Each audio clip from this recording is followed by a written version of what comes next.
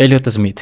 ¿Qué puedo decir de Elliott Smith? Fácilmente puede ser mi solista favorito y uno de los 10 mejores solistas de la historia. Tal vez no vendió tantos discos como Michael Jackson y tenga el reconocimiento masivo de David Bowie, pero sí tiene el respeto absoluto de cualquiera que se haya atrevido a escuchar a este chico de Omaha que canta con el corazón en la mano en cada una de sus canciones. En este video vamos a ordenar su discografía, no de peor a mejor, porque Elliott simplemente no sabía hacer discos malos, sino viendo cómo su sonido fue evolucionando a lo largo de sus 6 discos de estudio.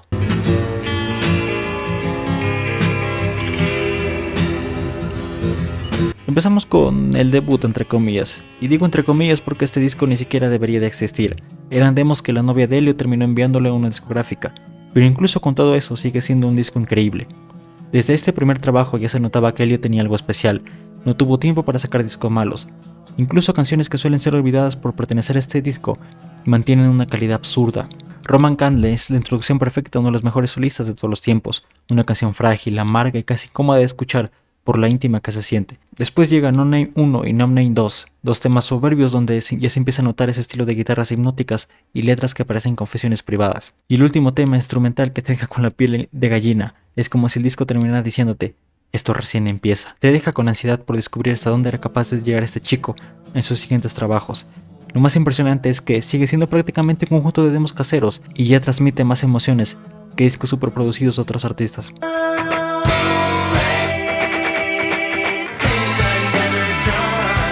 Figure A, aunque técnicamente es su disco más ambicioso y también es probablemente su carta de amor definitiva a los Beatles y el pop psicodélico, es un disco gigantesco en producción.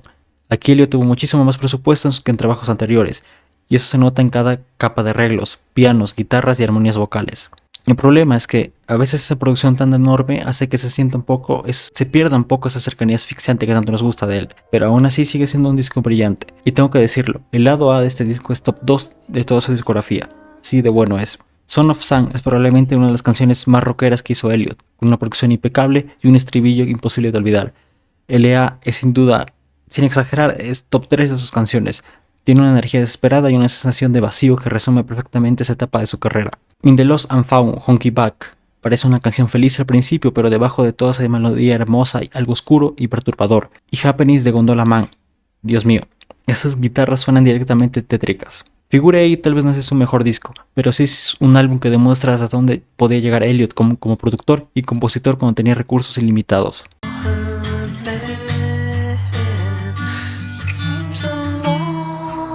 Elliott Smith. Si alguien te pregunta qué significa realmente lo-fi, este disco debería ser la respuesta. Aquí no hay grandes trucos de producción, ni grandes trucos de estudio. Es Elliott, su guitarra y su voz, quebrándose frente a ti. Es un disco increíblemente íntimo. Escucharlo se siente como invadir el diario personal de alguien. Esa cercanía emocional es justamente lo que le hace tan especial y también tan doloroso. Canciones como Lily in the Hay son absolutamente demoledoras. Esa guitarra repetitiva y seca transmite ansiedad pura. Single File con esa guitarra soberbia y Clementine, que demuestra lo absurdo que era Elliott escribiendo melodías hermosas sobre sentimientos horribles. Este disco tiene algo eterno, no importa cuántos años pasen, sigue sonando igual de crudo y real. Y creo que esa es la magia de Elliott Smith, nunca daba la impresión de estar actuando, todo se sentía genuino.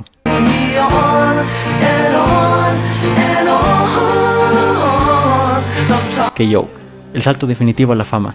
K.O. es el equilibrio perfecto entre el Elliott íntimo de sus primeros discos y el Elliott más pop, que aparecería después en Figure 8. Aquí encontró el punto exacto entre ambos mundos. Es un disco elegantemente producido, no tan sobrecargado como Figure 8, pero muchísimo más polido que Roman Candle o el disco homónimo, y eso hace que muchas canciones brillen todavía más. Vals número 1 y Vals número 2 son sublimes, especialmente la primera, que para mí es directamente una obra maestra.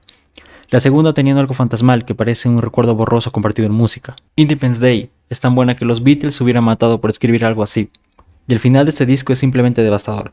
Everybody Cares, Everybody Understands puede entenderse de muchas maneras, como una crítica a las relaciones humanas o como una canción sobre alguien cayendo en las drogas sin entender realmente en qué se está metiendo. Pero sea cual sea el significado, la letra te destruye emocionalmente. Y luego llega I Didn't Understand, solo voces, nada más.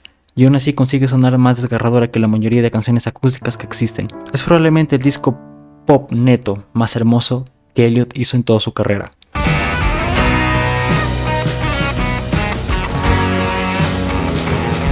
From a Basement on a Hill, su obra póstuma. Muchos lo ven como un disco incompleto, yo lo veo como la declaración más valiente de toda su carrera.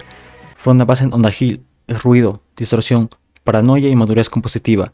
Es el sonido de un hombre que ya no tenía miedo a mostrar toda su oscuridad. Y sinceramente este podría haber sido su mejor disco de todos si Elliot hubiera podido terminarlo exactamente como quería. Aun con todas esas complicaciones de producción y con canciones que quedaron fuera, sigue siendo una obra de arte. De verdad, ¿qué puedes decir de un disco que empieza con Coast a Coast? Esa canción que te golpea como un camión desde el primer segundo. Y luego tienes la hermosísima Pretty Ugly Before, la obra de arte absoluta que es King Crimson, la preciosa Twilight y sobre todo el último tema, que tiene posiblemente la mejor interpretación de guitarra de toda su maldita discografía. Lo más increíble es que este disco logra sonar roto y hermoso al mismo tiempo. Y sí, tiene fallos, claro que los tiene, pero incluso con sus imperfecciones, terminan siendo parte de su identidad. Nunca voy a entender por cómo hay gente que lo pone entre sus peores discos, en serio.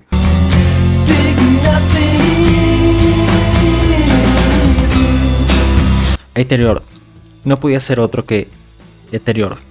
Es el centro de gravedad del universo de Elliott Smith. Es el puente perfecto entre el folk íntimo de sus inicios y el pop sofisticado que desarrollaría después. Aquí cada nota está exactamente donde debería estar. Alameda, que durante mucho tiempo fue mi canción favorita de Elliott, tiene una mezcla perfecta entre calma y resentimiento. Beating the Bars es directamente devastadora. Si estás pasando por un momento complicado, esta canción te va a romper por dentro. Cupid's Trick tiene ese final explosivo que te deja agotado emocionalmente. Y Say Yes. Dios mío, qué manera tan hermosa de cerrar un disco. Pero lo más impresionante de Terror es que no depende solo de unas pocas canciones legendarias. Todo el disco mantiene un nivel absurdo de calidad. No hay relleno, no hay momento flojo. Cada canción parece ocupar exactamente el lugar que debe ocupar. Y es por eso que es la obra maestra definitiva de Elliott Smith. Como diría Soren Kierkegaard, o como se pronuncia, la vida es una elección constante entre lo estético y lo ético. Y Ethereor parece existir justamente en ese punto intermedio. Es simplemente la perfección hecha canción de autor.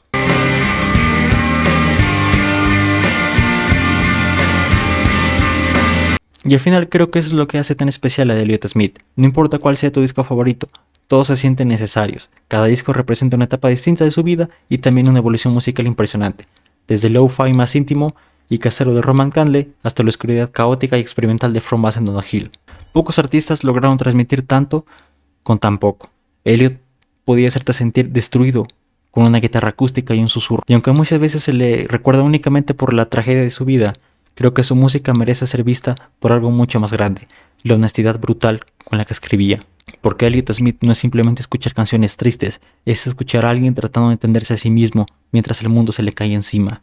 Y tal vez por eso conecta tanto con la gente, porque en algún momento de nuestras vidas todos nos hemos sentido igual de perdidos. Puede que nunca haya sido el artista más famoso del planeta, pero para quienes conectaron con su música, Elliott terminó convirtiéndose en algo más importante que una estrella. Se volvió una compañía, y honestamente muy pocos artistas pueden decir eso. Bueno, este fue el final del disco. El final del video. Nos vemos en el próximo video. Chao, chao.